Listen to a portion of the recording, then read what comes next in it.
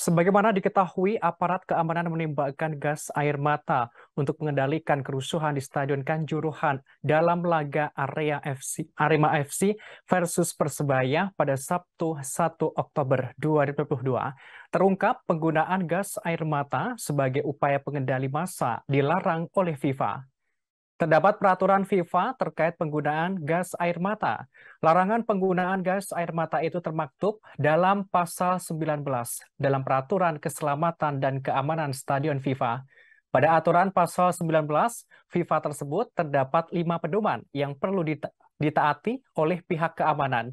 Di antaranya adalah pada pasal 19B terkait larangan membawa atau menggunakan senjata api atau gas air mata atau gas pengendali massa. Untuk 5 pedoman itu sebagai berikut. Yang pertama, petugas keamanan dan atau polisi ditempatkan di sekitar lapangan permainan yang kemungkinan besar akan direkam di televisi. Yang kedua, dilarang membawa atau menggunakan senjata api atau gas pengendali massa termasuk gas air mata. Kemudian yang ketiga, selama pertandingan, semua petugas keamanan dan atau petugas polisi harus menjaga profil serendah mungkin.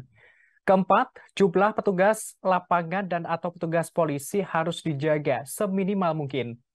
Hal itu dilakukan dengan mempertimbangkan perilaku penonton yang diharapkan dan kemungkinan melakukan pelanggaran di lapangan.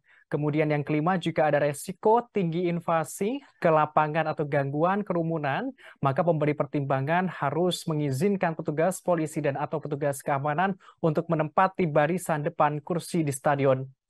Hal itu dilakukan jika dianggap perlu untuk meningkatkan kehadiran dan memaksimalkan kemampuan secara keseluruhan.